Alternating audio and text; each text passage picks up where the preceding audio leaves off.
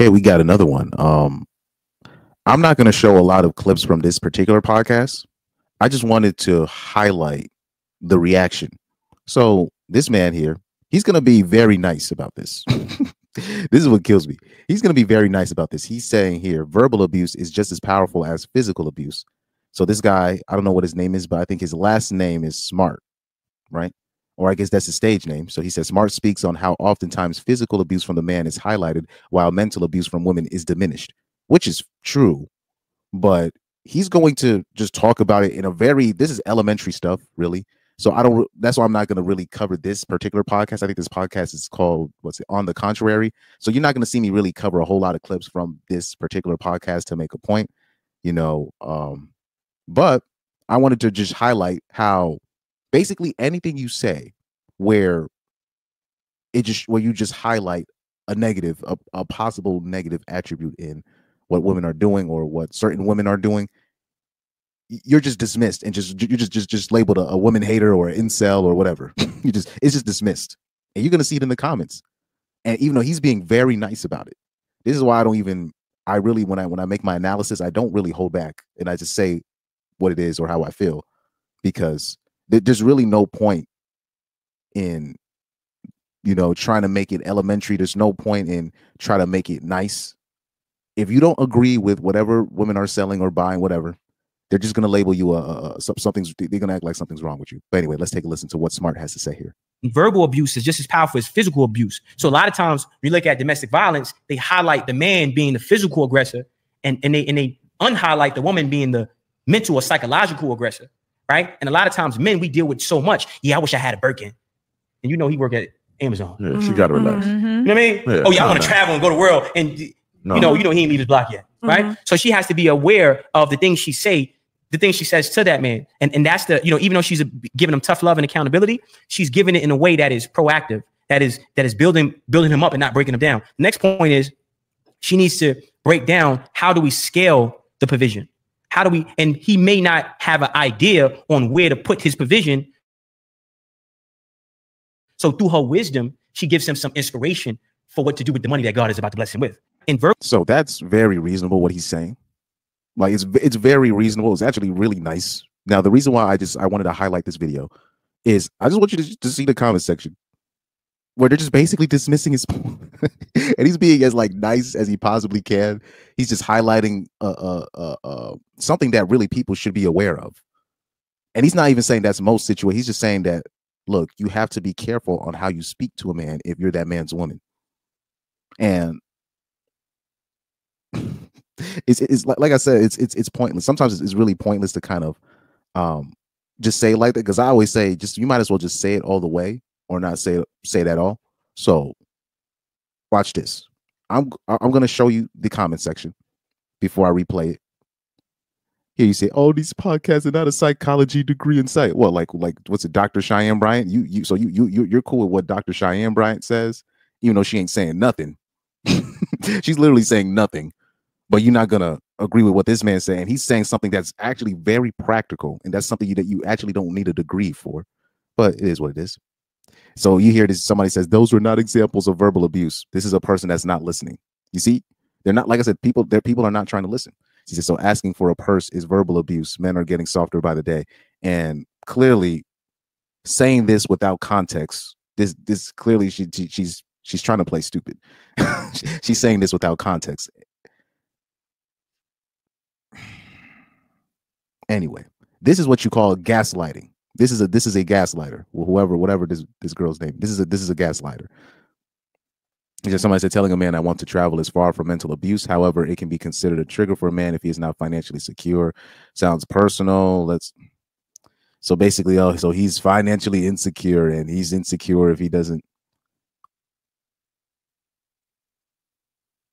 But you're seeing these comments, right? They're just not.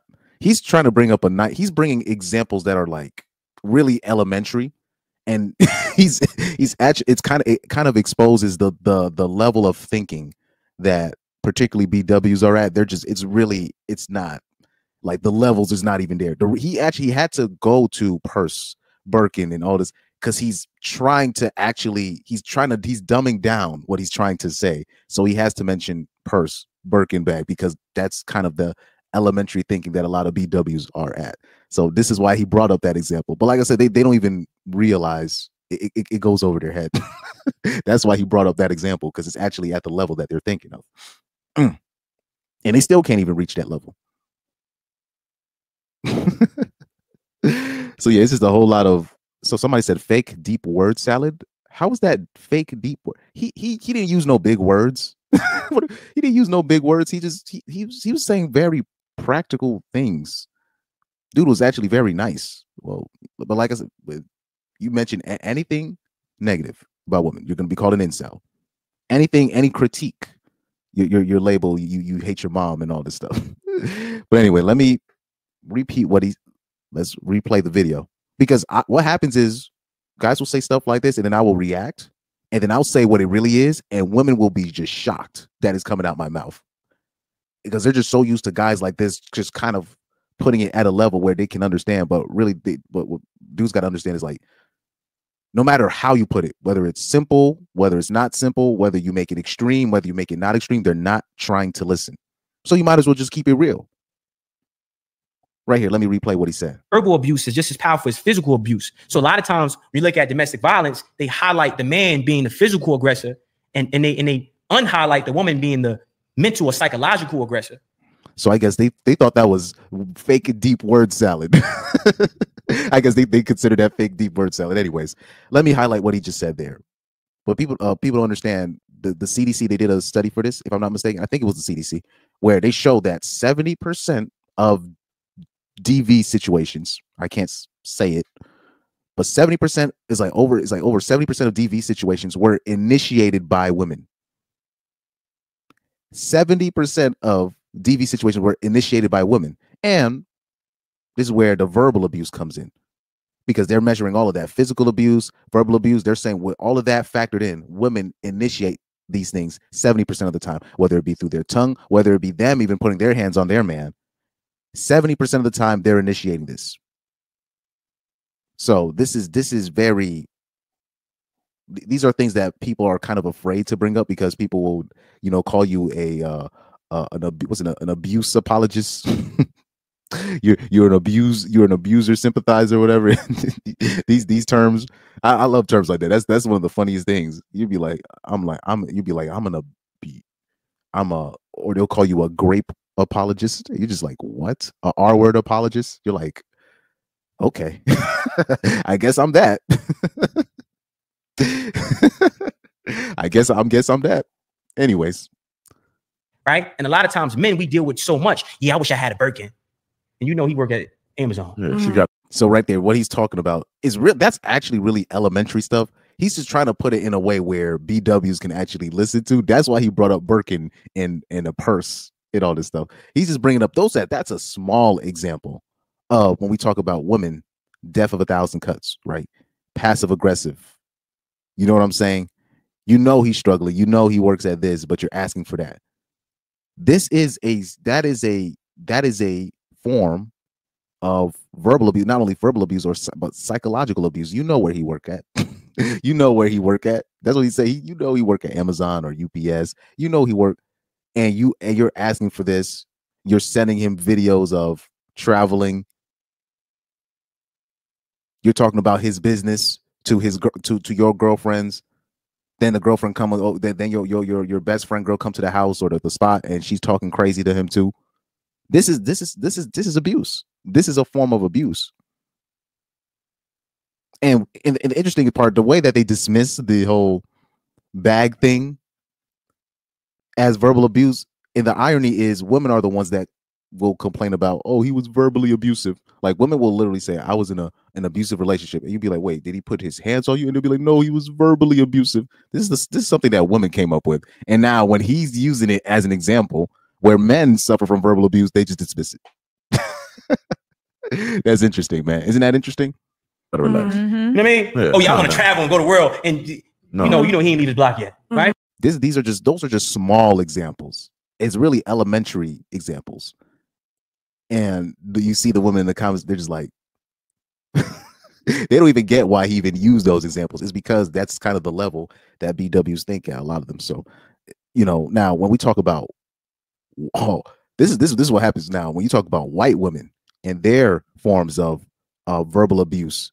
It's literally death by 1,000 cuts and all this stuff. It's at a level that I'll say a lot of black men are not ready for the verbal abuse, the psychological abuse that a white woman can occur on a man, because they'll say something, and it's death by 1,000 cuts.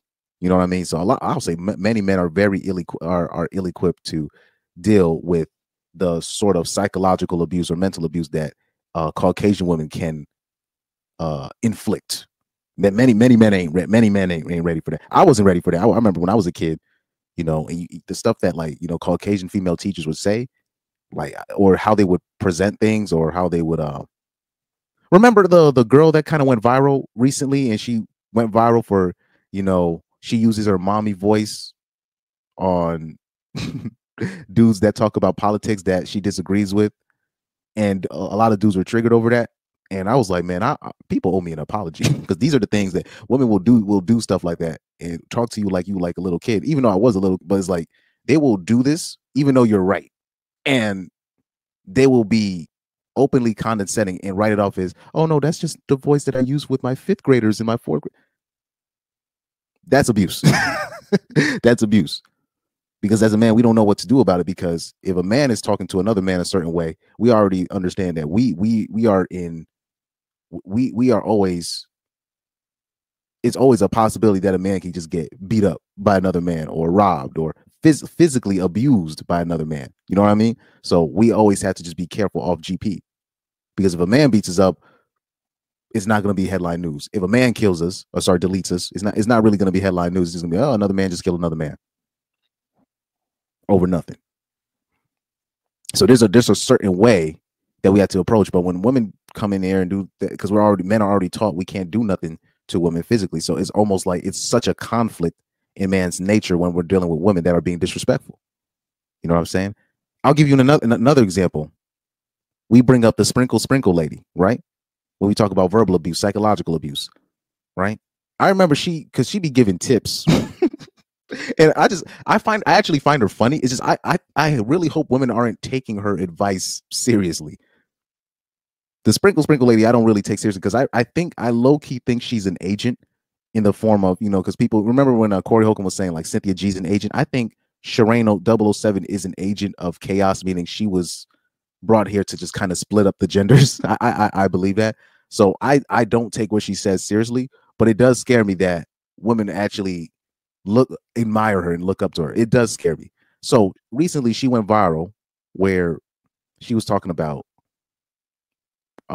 if she's at a store and she asks her man to buy something at the store and he says no, she says what you need to do as a woman is to be like, oh, I'm sorry you can't afford this, and just walk away. And she says it works every time. And I'm like, why would you do? And I'm sitting there like, she about to be setting up women to be in DV situations. Like the stuff that Shireen 007, aka the sprinkle lady, the stuff that she advises women, if most women follow that advice, I'll say this, ladies, don't follow that. You're gonna get yourselves, you're gonna catch the wrong one with that. Don't do that. Don't do that. Especially even if nothing physically happens to you. Men pick up on certain things like that, and they'll just look at you like, oh, so you one of those. So like I said, because these are going to be the same ladies that follow sprinkle lady and then be shocked where you have all these D1 athletes dating another race of women. And they're just shocked on why this is, and they're taking sprinkle ladies advice, and they're teenagers. you got teenage women trying to act like sprinkle lady, and they're wondering why you have all these dudes. Just, I cannot deal with this particular group or demographic of people. Anyways, let's continue. And like I said, it's not just one demographic of people. I'm just really all women be listening to sprinkle lady. But like I said, don't listen to sprinkle lady. You're gonna be categorized as a certain type of woman, because like I said, men are actually don't get the credit for being able to categorize the women in his life where they need to be categorized. The category that you're at is not it's not by accident why you're at where you're at. It's not by accident. So she has to be aware of the things she says to that man. And that's even though she's giving him tough love and accountability, she's giving it in a way that is proactive. that is building him up and not breaking him down. The next, well, yeah, but this was just something simple though. This was just something simple, but it was just interesting when you look at the comments. They're just completely dismissing him. completely dismissing him. Uh-oh, here we go. I would love to see an episode on these podcasts about life insurance in the Black community. First of all, we already have channels like that. We have financial channels. You just don't want to. Why don't you create one? Why don't you create one? I get tired of these motherfuckers. They'll coming up on people's pages and telling them what to create. Why don't you create one? Or you could highlight a creator that is doing that. First of all, there's plenty of people in the NOI. That's anyway. But he just want to come in here and virtue signal. But anyways, I digress. But like I said, but people, the reason why I brought this example up is what men need to understand. Women are not trying to listen. They're not trying really to compromise, come to the table with something. Because if something as simple like this can just be dismissed, something as simple as this, you know, it's gonna be tough for the average guy. It's really gonna be tough for the average guy if you're trying to have a relationship with the average